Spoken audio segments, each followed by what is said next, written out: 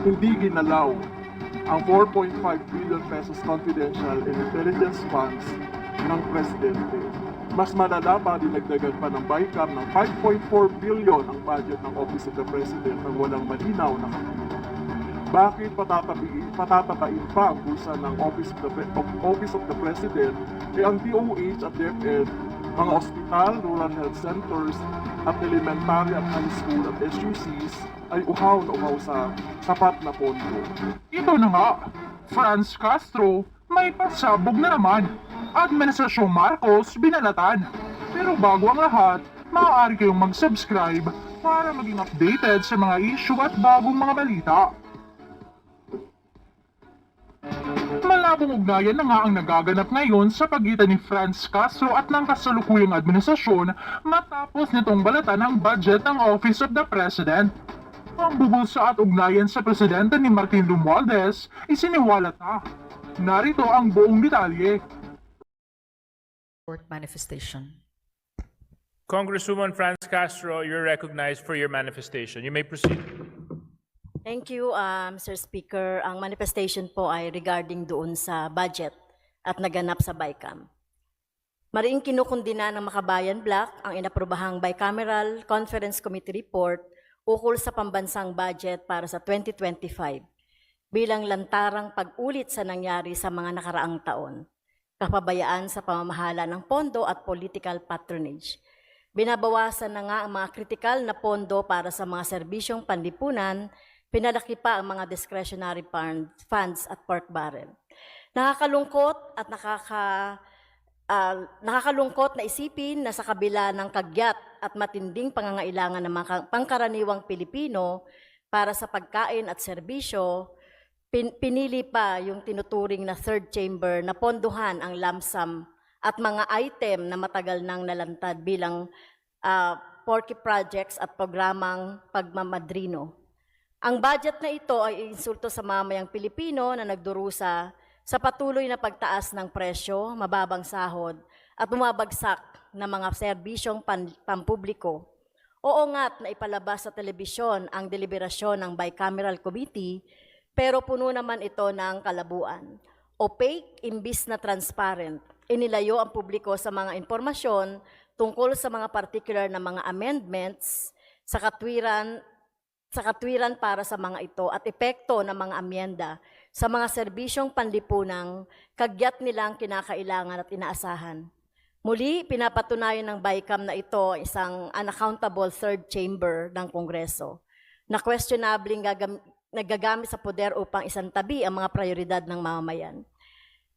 Hindi katanggap-tanggap ang pagbawas sa mahalagang serbisyo, gaya ng pagbabawas ng 74.43 billion pesos ang subsidyo ng PhilHealth, habang ang Department of Health at Department of Education ay parehong binawasan din ng pondo. Bagamat hindi kami sang-ayon na ponduhan ang PhilHealth, yung dapat subsidy na inilaan dito ay ibigay sa mga ospital, no, national hospitals, para naman po yung kanilang pangangailangan, kahit man lang MOOE ay madagdagan. Ang Department of Public Works and Highways ay tumanggap ng dagdag na 289 billion para sa mga proyektong infrastruktura na pinunanan ng mga miyembro natin dito sa Kamara at sa Senado bilang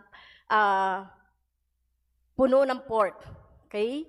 So, bakit po nadagdagan pa ang Department of Public Works and Highways? Samantalang, hindi ba ang batayan natin ng pagdaragdag ng pondo ay ang utilization rate? Di ba ang Department of Public Works and Highways ay mababa ang kanilang utilization rate? Sa DepEd nga, Mr. Speaker, binawasan ng 10 billion pesos ang computerization program sa dahilang malaki ang unused funds dito ni VP Sara Duterte noong siya pa ang sekretary. Nagtatanong tuloy ang libo-libong mga guro at milyon-milyong mga estudyante, bakit sila ang paparusahan sa mga kasalanan ng dating kalihim? Isang sampal ng binibiktima sila sa kapabayaan at katiwalian sa ilalim ni Duterte. Ikalawang sampal ngayon, napaparusahan sila sa pamamagitan ng mas malalang backlog sa ICT equipment sa mga paaralan. Para na rin nating binigyan ng reward ang mga gumawa ng mali. Unprecedented ito na sa Bicameral Conference Committee ay binawasan pa ang budget ng Department of Education and other educational institutions. Bakit ang pera para sa kalusugan, edukasyon at iba pang mga pangangailangan ng taong bayan ang laging binabawasan? Pero pagdating sa confidential intelligence funds, discretionary funds, at iba pa ay hindi lang pinapanatili, dinaragdagan pa. Itigil na natin dapat ang misprioritization at pagiging manhid sa mga daing ng ating mga mamayan na taon-taon nang ginagawa ng Kongreso at sangay ng ehekutibong pinamumunuan ng Pangulo. Pinanatili rin ng produkto ng BICAM ang programang AKAP, kasama ng iba pang mga social safety net. Naniniwala ang makabayan na kaduda-duda ito in-institutionalize ang ayudang politics para sa halalan 2025. Kung di saan man idinadaan ang pondo ng bayan sa mga politiko, mga maskara ng tulong pinansyal, pero epektong campaign at vote buying. Hindi lamang sumisira sa integridad ng halalan sa ganitong hakbang, ginagawa ring kasangkapan ang GAA. Maganda sana ang intensyon ng AKAP. Ito yung pagbibigay ng pandagdag para sa mga mamamayan natin na kulang sa trabaho o kulang ang sinusweldo. Actually, Mr. Speaker, ginagawa rin ito sa ibang mga bansa. Yung tinutulungan yung ating mga workers kung kulang yung kanilang sinusweldo. Kaya lang po, dapat ang kailangan natin ay sapat na sweldo, sapat na nakabubuhay, at dissenting sweldo kaysa ayudang AKAP. Isa pa, sa kabila ng malawakang panawagan para sa pananagutan, hindi ginalaw ang 4.5 billion pesos confidential and intelligence funds ng Presidente. Mas malala pa, dinagdagan pa ng BICAM ng 5.4 billion ang budget ng Office of the President ng walang malinaw na katwiran. Bakit patatabain pa ang bulsa ng Office of the President ang DOH at DepEd, mga ospital, rural health centers at elementary at high school at SUCs ay uhaw na uhaw sa sapat na pondo. So maling prioridad ang budget na ito. Sa halip na tiyakin ang pondo para sa edukasyon, kalusugan at kabuhayan, pinili ng BICAM na protektahan ang interes ng iilan. Ang pera ng bayan ay para sa bayan, hindi para sa bulsa ng iilan. Nananawagan kami sa pamunuan ng Kamara at Senado na tugunan ang lumalaking clamor ng publiko sa pamamagitan ng agarang muling pagtitipon ng BICAM, Meral Conference Committee. This BICAM that produced a national budget hinged on skewed priorities should reconvene and return the slashed budget for social services. Remove all pork barrel allotments in infrastructure projects and likewise remove the 17.3 billion budget of this chamber, the House of Representatives. Dapat itong isagawa ng may ganap na transparency sa publiko na may live broadcast ng mga pagdinig para masaksihan ng sambayanang Pilipino.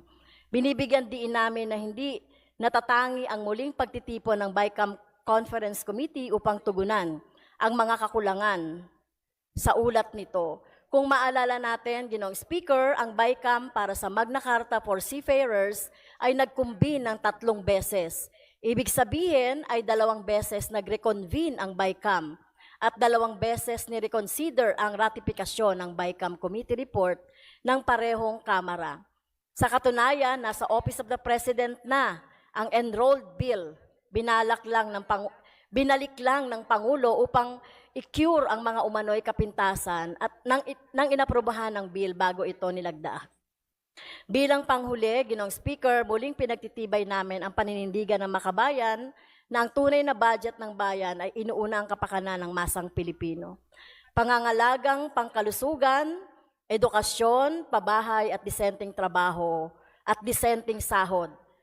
Okay? Dapat ito'y magsilbi na maging prinsipyo doon sa ating pagbabudget. Ang tunay na reforma sa lupa, pambansang industrialisasyon, at malayang patakarang panlabas. Thank you, Mr. Speaker. Magandang araw sa ating lahat.